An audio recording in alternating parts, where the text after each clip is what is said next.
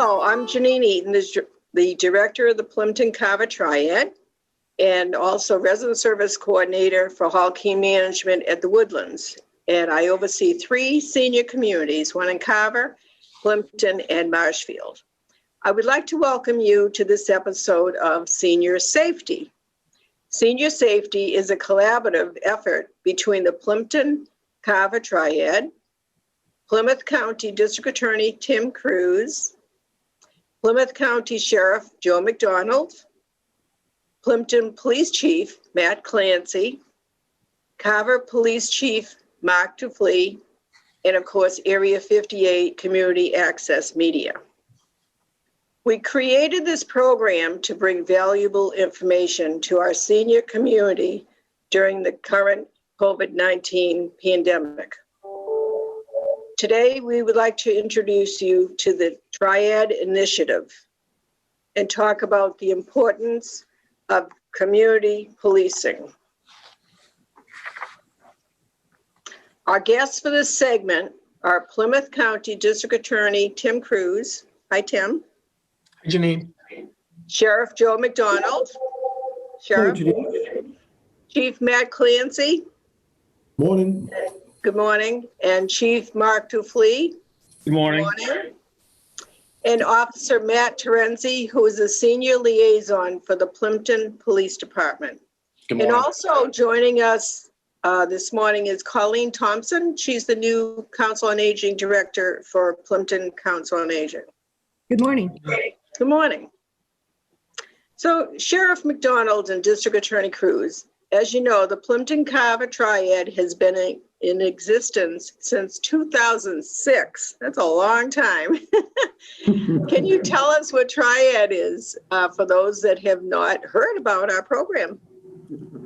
Certainly, Janine, I'll tackle that. Triad is something that has been around, as you say, since '06 around here, but even longer in other places. It's a national community policing initiative wherein law enforcement professionals, seniors, and community groups partner together to meet the crime safety needs of our older adults.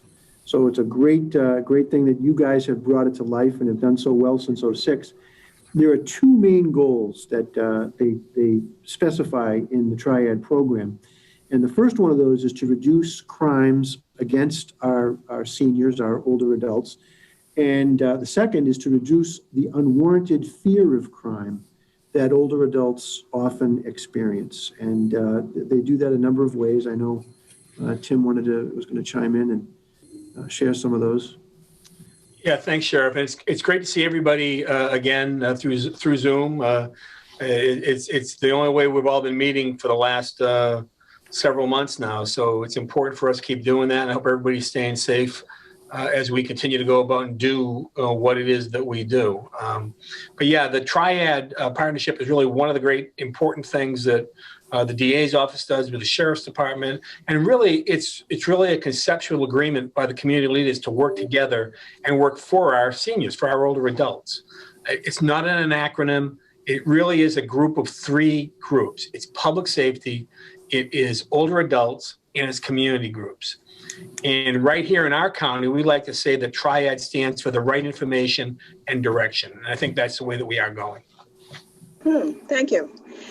Could you each tell us what types of programs are available through the Triad from each of your departments?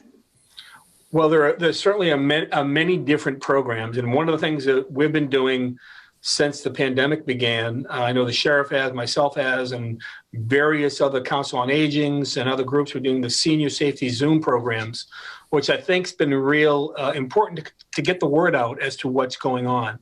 We've done, I think, somewhere around the vicinity of 20 different programs around in our county between the sheriff's and the DA's office. And we're trying to cover a wide variety of topics. A lot of the topics that normally would come to your COA and talk to everybody in person and talk about what's going on. We've been doing an awful lot of stuff, through the DA's office, our positions on the scams that are going on now, which is a plethora of scams, and a lot of them are vaccine related or COVID related or contact tracing related.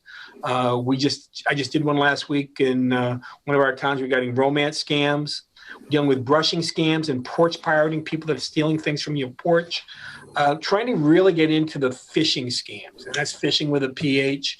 The people who are out there trying to get your information, get the things that they can get from you by either trickery or trying to talk to you long enough that you eventually give them something. The grandparent scam continues to be an issue throughout our county, and unfortunately, it's been successful. And we're often asked, why do these scams keep happening? Because they are successful.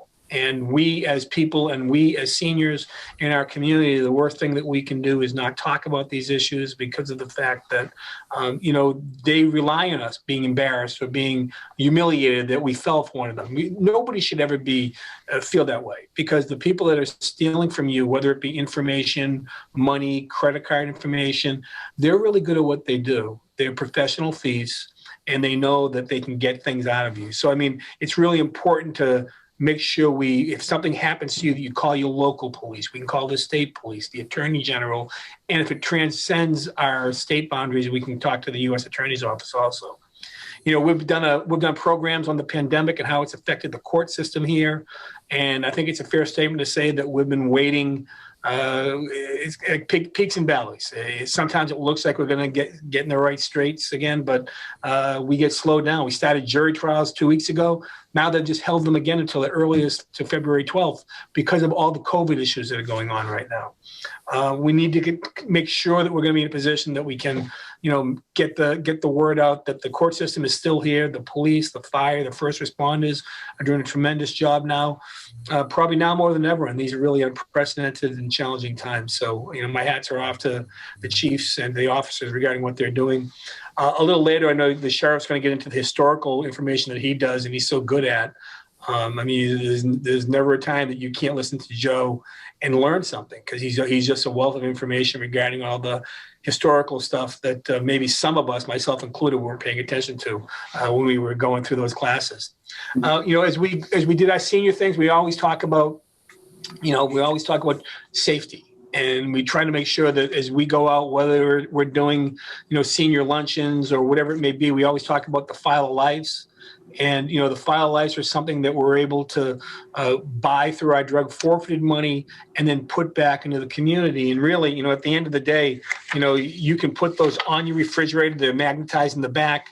You can put all your information regarding your medical, your emergency contacts. You can put right on your refrigerator, so that if something, God forbid, does happen to you and you are not in a position to have a conversation, or nobody's there to talk to the first responders, they're going to be able to check your medical conditions, allergies that you have, things that are really important that are going to we're going to have to make sure that the first responders are aware of.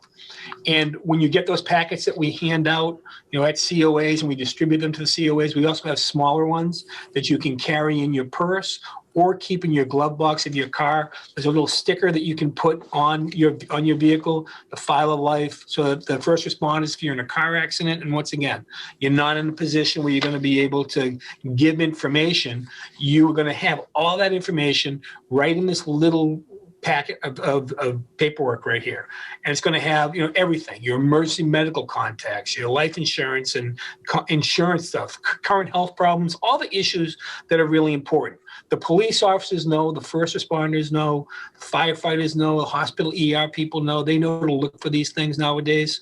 And I think that, by giving that quick medical history, we're all going to be so much better off, and you're definitely going to be much better off as you do that. So we continue to have these. We provide these to the Council on Aging. We also make sure that we can get them out as best as we can. If you need them, never hesitate to reach out on our website, PlymouthDA.com. That information is there, how we can get that to you, or how we can get it to your COA to make sure that you have one. It's really valuable, and it's really quick. And then we also, the sheriff and I, years back now, we talk about 2006 and 2003, we all entered into an agreement with all the police chiefs regarding trying to deal with the Cobanta Energy and trying to make sure we can do the Plymouth County Prescription Drug Disposal Program, which is free to all Plymouth County residents. You can now safely dispose, once again, of all your unwanted, your expired medication. Don't flush it. It's not environmentally safe. You can drop it off in the lobby of your police department, although please, no sharps. I know there continues to be issues with that sometimes. 24/7, the police keep track of it. They make sure that they know how much they get. They take it to the place where it's destroyed. It's turned back into energy for our community. It's just been a really good, positive thing, I think, over the years.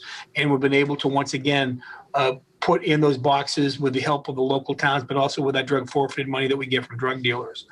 Hopefully, the pre-pandemic, we're hoping that, we did lots of things that we're hoping we're going to be able to do post-pandemic, from our fall senior luncheons. I know everybody enjoyed the luncheon that the Sheriff's Department puts on every year with the hay rides for everybody and all the great plants and things such as that the Sheriff's Department provides. And also continue to go to the Council on Aging and deal and participate in the safety and the wellness fairs and answer people's questions. I think sometimes people just want to get answers. They want to be able to put that to, a live face. So I'm very appreciative of the ability to do that. And I'm going to kick it back to the sheriff now so he can go a little bit further as to what he's been doing. Thank you, DA Cruz, for that great information and kicking it over to me. I would be remiss if I didn't say a couple of things. It's very nice to see you, although I'm disappointed that I have to look at you on a computer screen. Matt Clancy, I haven't seen you in an age. How you doing? I hope you're doing well. I see you're in your office there, and I see you've got a nice display of challenge coins behind you. I want to make sure that I'm going to swing by the station at some point soon and drop off a couple of my coins in the hopes that they make it to your board there. And Chief Dufley, Mark, great to see you too. I've been by the station a couple of times and I missed you, but hopefully soon we'll get together. We'll have some lunch. Sounds good. Janine, it's great to see you. I love your background. I see that beautiful water back there. And I think, DA Cruz was talking about, makes me think of fishing. And we talk now about fishing scams. I'll just share this real quickly. I myself participated in a fishing. People can see that. Wow. Nice rainbow trout. So we're still fishing, and that's no scam. So, but some of the things that we've been doing, getting back onto topic, DA Cruz talked about some of, like we're doing now, a Zoom call. Although I so much prefer them when we're in person, we get to see each other and shake hands and converse. We're doing a lot of those same topics, those safety issues on Zoom calls.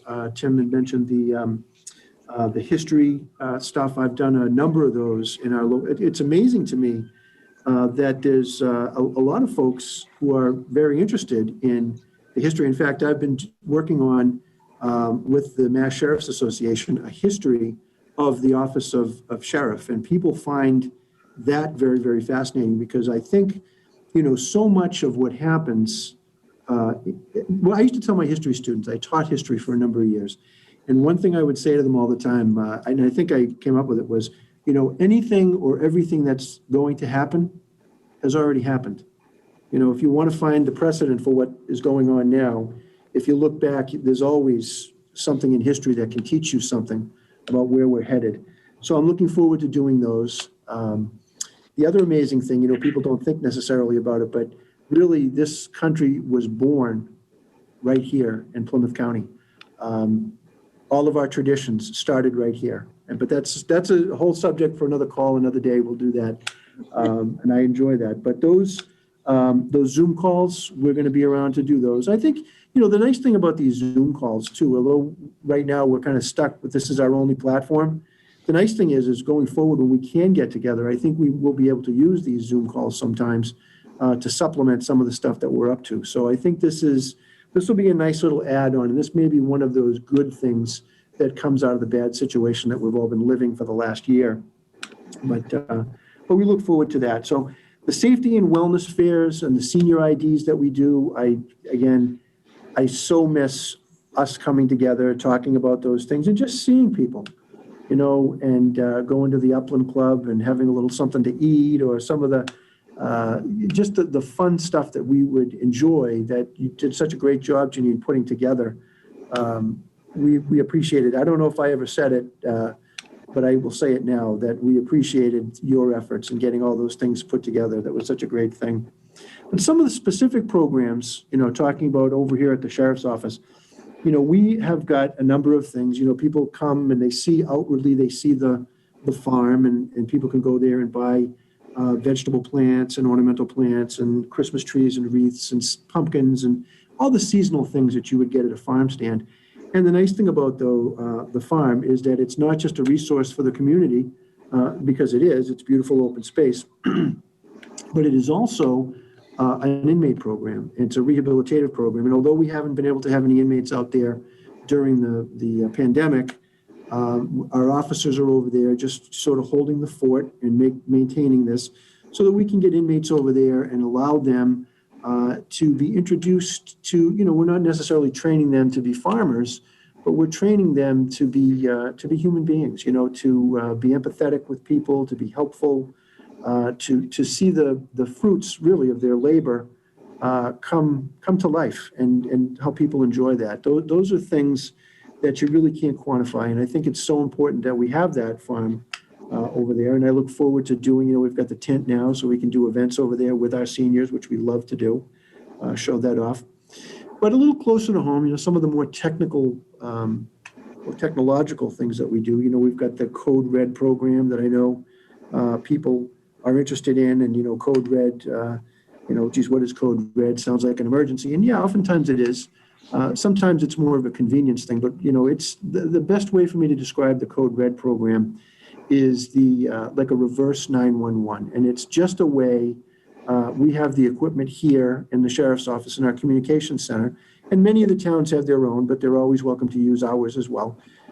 It's basically a reverse 911 where information that we consider to be important, or the chief considers to be important within that town, will be scripted, and a call can go out based upon geography, so that people will be notified. And sometimes they're very important safety messages, and other times they could be more of a convenience than directly related. Let's say you had road construction in a certain part of town, road closures, things of that nature, so that people know to avoid those parts of town. And it's important too for public safety as well. So those are great things. The important thing to know about with the Code Red, though, is that if you have a cell phone, it's a database that's based upon the landline, the cell numbers, the landline numbers. If you have a cell number, and sometimes you see those, and some people now are moving. I know my in-laws recently moved to Duxbury and brought with them their Westwood telephone number.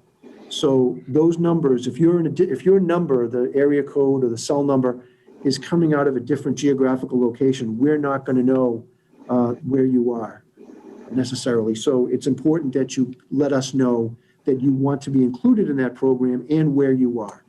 If you're living in Duxbury, you don't necessarily need to know that Route 109 in Westwood has been closed down. That's not something that's relevant to you. So let us know if you want to be part of the program and you have a cell. And a lot of people now don't have landlines anymore, which, is becoming more and more prevalent. So if you want to be part of that program, it's a great program. There's no cost, and it's available to all of our towns. We're not going to bother you with extraneous things like bake sales or whatever, but it's very important. So Code Red is one that we do. Safety Assurance Program, that's another one. It's been with us for many, many years, since before I was the sheriff, actually. I think it goes back to Sheriff Peter Foreman. When he was here, he established this. And the safety assurance, you might remember it as Are You Okay? Which was a clever thing, a letter R, a letter U, and an OK. And it was very clever marketing, but time goes by, the computer systems get better, they get faster, we upgrade them, and there's copyright issues with the new software. So it's now, they've changed the name to the Safety Assurance Program. And it's the same exact program. And again, if anybody is interested in this, it's good for anybody that might not be, you could be home recovering from a surgery, you might not get out as much as you like, and it's good for seniors, but also it's good for really for anybody. It's a telephone call, an automated phone call that you decide a time, you sign up for it, you decide a time, and the phone will ring, and normally it's an automated call, and you press, number one, that you're okay, and if there's a problem, you can press a button, someone's going to call you back, and you're going to be connected with someone who can assist you in connecting you to the right people to help you with whatever the issue is. Could be a medical issue, could be anything. in the instance that someone does not answer the phone, and this does happen from time to time, and thankfully, usually it's that someone has gone golfing or fishing or whatever they're doing, they forgot to tell us, but we don't necessarily, scramble NORAD and send the cavalry out to your house. There's a list, a checklist. And normally what we do is you tell us who you want called, normally a neighbor or a relative, and they will be the ones to let us know, oh, geez, Janine's probably rounding the 7th hole at, Marshfield Country Club and whatever. So that works out well. We have had a number of saves on those. And one particular story that I think about a lot, we had a woman who had fallen in her house and she was injured, and she we found out through the program, through the safety assurance program, she was in need. So what we ended up doing was we ended up calling, sending the ambulance to her house. The EMS was en route. Her daughter had been notified, and her daughter lived somewhere up on the North Shore, and she was coming down the expressway probably much faster than she should be. And we were able to get in touch with her and calm her down a little bit and say that we had taken mom to the hospital, and, instead of going to the house, go to the hospital and please take your time. And she did, and everything turned out well. We've had a number of saves. So that's a great program, something that you need to sign up for. And I know, you've got the literature that we give out, but that's something that is always, again, it's free of charge. And it's a great program, and you can opt in or opt out. It's as you need it. And I tell people a lot of times, so they'll say to me, well, I don't think I really need that. But, and even if you don't think you do, sometimes it makes your relatives feel a little bit more confident that everything's going to be all right. And if it makes someone else feel good, I do that all the time. My mother tells me to do something. I don't necessarily think I have, but you know what? I oftentimes do it, and usually she's right. But I do it because it makes her feel better. And oftentimes, it works. It's a good thing. I have on my list of things to talk about hosting those spring senior luncheons at the farm. We talked a little bit about the farm. We're very proud of the land down there. The town of Plymouth spent a number of years ago a big chunk of community preservation funds to assist us in keeping that as open space. The good news is that no matter what happens over there, either under the control of the sheriff's office or under the control of the town of Plymouth, their conservation commission, that will remain in perpetuity open space. And it's some of the finest land around. And, if people haven't been to the farm, as the spring comes and the plants the ornamental plants start to come in, even if you're not buying plants, just looking at how beautiful they are. Check our website. You can see some of those photographs. They're really, really something. I also wanted to talk about Plymouth County Task Force stuff. We're at the forefront of providing resources for grandparents and grandchildren. With the opiate crisis that we've had, we've seen a huge uptick in grandparents who are raising grandchildren. It's an issue, and it's been an issue for many years. And those of us, who grew up, who were blessed to have our grandparents around, myself included, know what an important part of your life that your grandparents can be. So we're getting involved in those issues, and I think it's a great thing for us. We've got virtual meetings, and again, those meetings hopefully will be virtual and live as we get into the vaccine period. And I think, now, and here at the sheriff's office, we're going through that right now. People are getting vaccinated. Our medical staff was vaccinated a few weeks ago. So I think it's only a matter of time before we're able to get together in person, and I look forward to that. But we've had virtual meetings through the commission on the status of grandparents raising grandchildren on the first and third Monday evenings of each month and the first and third Tuesday mornings of each month. That's great stuff. And then also through the Drug Task Force, we've got a number of support groups in the city of Brockton, here in the town of Plymouth, and down in the town of Wareham. So there's an awful lot going on, even though we can't get together as we would like physically. We do have a lot of things going on online and virtually. And the vaccine's out there. It's coming to all of us soon. And I look forward to the day that I get to see you all in person and shake your hands. So I think that's all I have for the moment. And it looks like Matt Clancy, who is our chief over in Plimpton, and he's got some things that he would like to share. So I'm going to kick that over to Matt and say thank you. Thank you, Sheriff. I just want to talk a little bit about sort of the history of this, of our local program.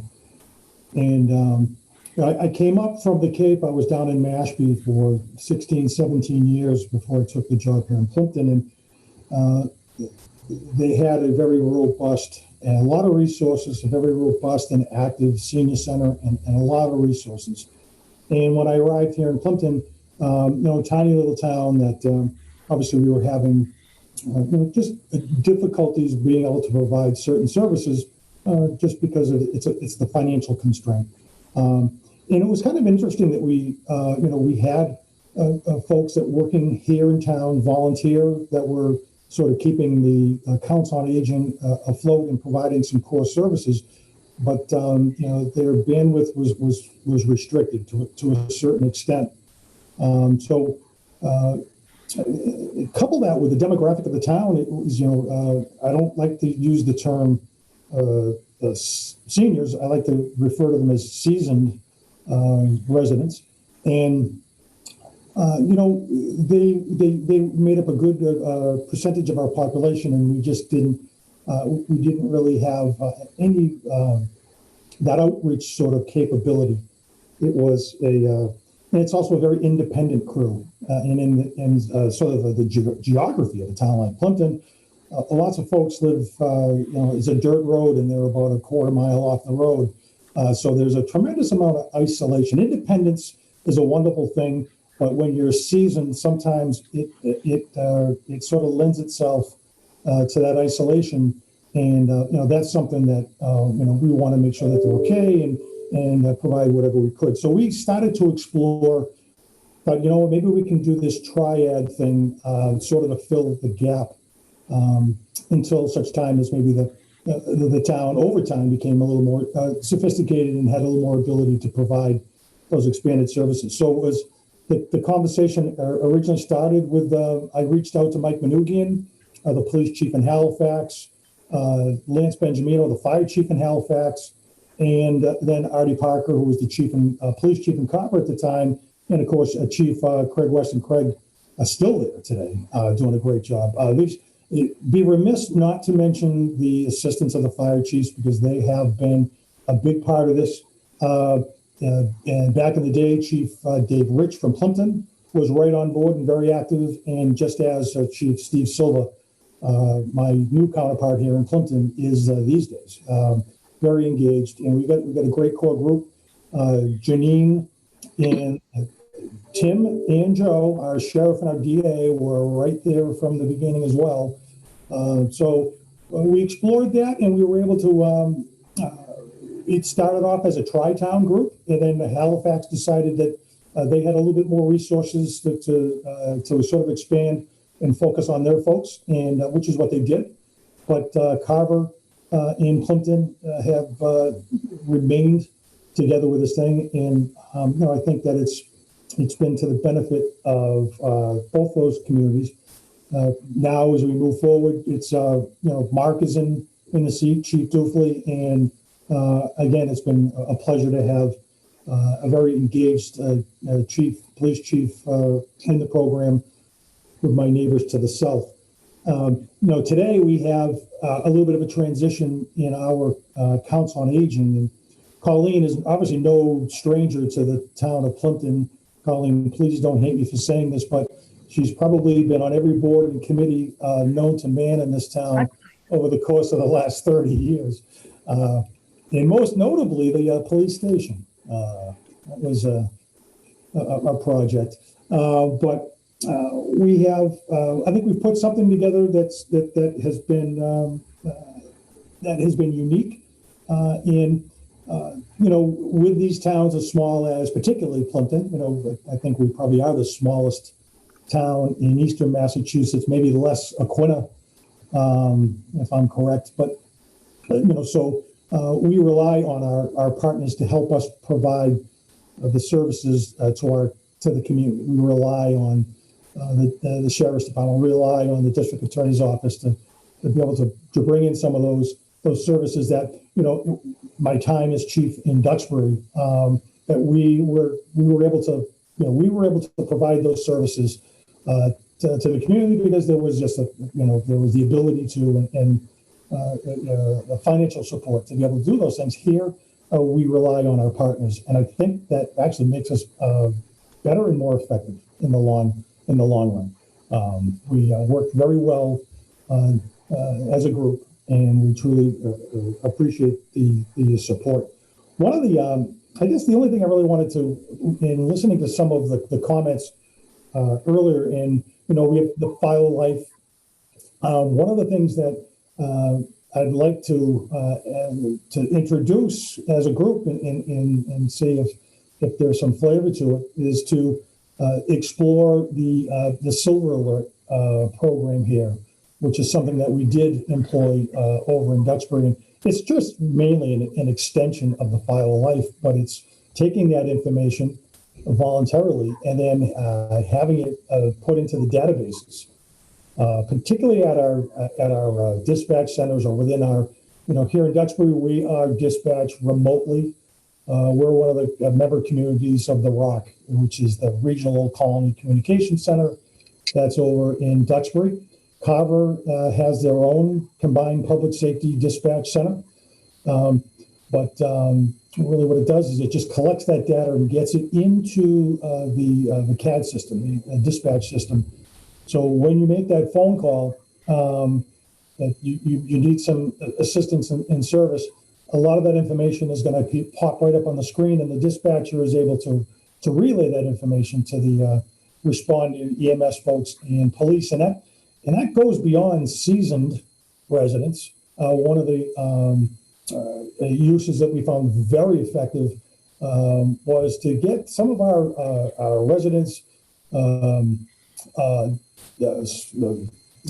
do we want to, I guess we look at the autism, the folks on the autism spectrum, and families will share that information on their 4 or 5 or 6-year-old child. And again, that can be very vital information, particularly as a police officer may be responding to a child that's maybe a runaway, a young child, an autistic child that has a history of that. And, the officer and the EMS folks can be armed with the information, knowing exactly where they've run to in the past and what their likes and dislikes are, those kinds of things. So that can be played out, not just for our seasoned residents. So I think that's something that I'd like to get with Janine and the gang on moving forward and seeing if that might be a next project for us. But beyond that, I'm just happy to be a part of it. And it's, again, Janine, you need to take a bow because you have done a tremendous job keeping this thing afloat. It's been a difficult time, but better days are ahead, everybody. So Absolutely. Yep. Absolutely. So that's all I have. Am I kicking this to Chief Dufley? Yes, you are. Thank you. Chief Mark Dufley, live from Carver, Mass. Good morning. Thank you, Chief Clancy. And thank you for providing a bit of history, since I was a sergeant when this all began, and under Chief Parker.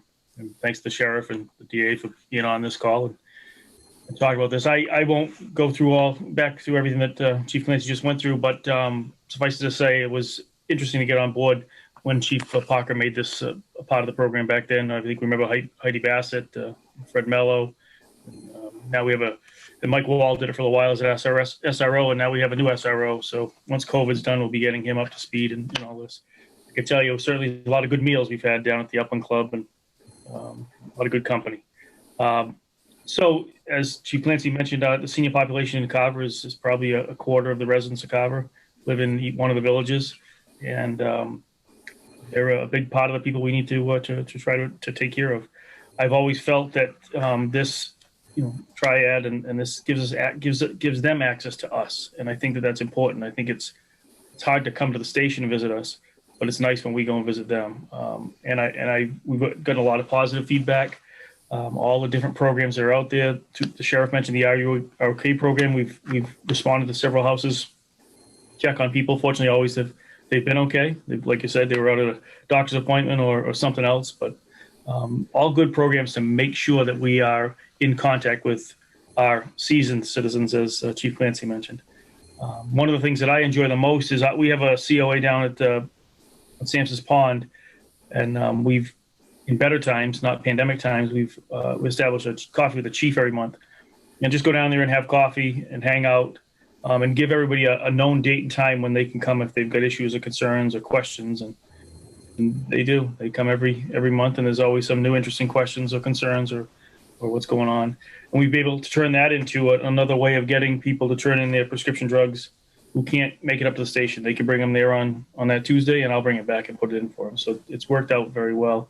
And that the relationship we've developed over the past 10, 15 years with our senior population has been key to helping us move forward on a new police facility. We needed people to be behind us, and I think that they were, and I think a big part of that is because of our involvement in this community and in their community.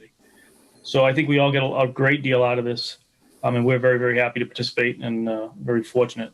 As I said, I'll never turn down a good meal, so that's one of the biggest benefits I could see. But I won't speak too long on it. I know you've got more to go in the program, and I think Chief Clancy's pretty much covered the history of where we're at.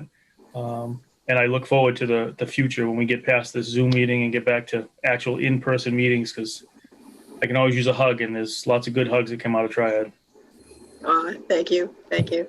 So I think we've touched on community policing somewhat and its ties to Triad through both of your discussions, chiefs. And I thank you for your insight into what you've been able to bring into the community. And right now, we're very fortunate to have a dedicated police officer, Matt Terenzi. Where is he? Is he still on? Yep, still here. Good morning. There you are. Okay. So, Matt, you're the senior liaison in town. Can you talk about that and what your role would be? Yeah, absolutely. So this is a new role that's been assigned to me through Chief Clancy. And, I haven't done a whole lot with it right now, but I'm looking forward to getting involved with the seniors. Obviously we have the pandemic still, so we're not doing a whole lot of face-to-face, but anything that I can do and helping out with that. And I know working with Colleen, she's over at the Council on Aging, and anything I can do to help, and, I'm looking forward to it. Good, thank you. So what kind of programs do you think we could be starting to work on? I know our senior population, they're reaching out and starting to do vaccines in various housing communities.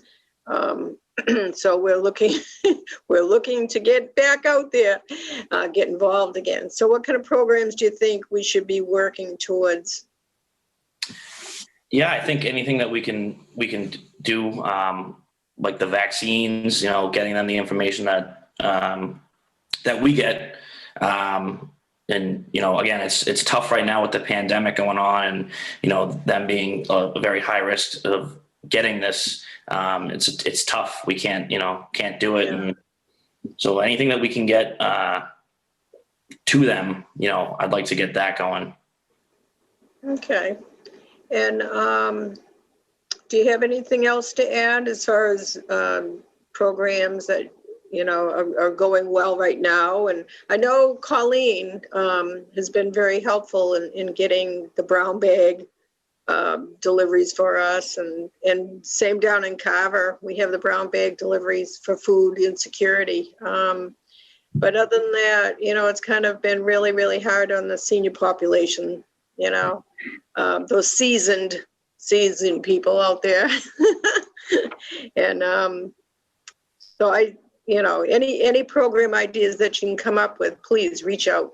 And let's do this more often. Let's get together on these Zoom meetings, and see what we can come up with, So. Janine, if I could, Matt has been working on, he's not taking credit for his work on we have been doing a coat drive and our seasoned local veterans, and for folks in need in general. We have completed the collection with a lot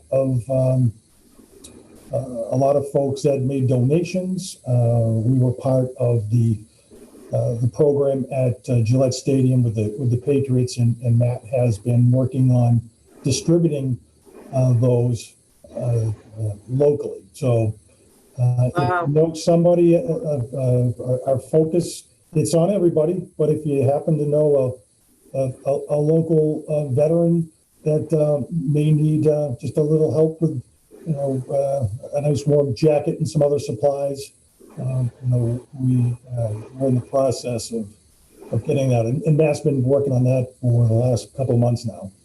So, Yeah. Oh, wonderful. Take a bow, Matt. Yeah. Take a bow.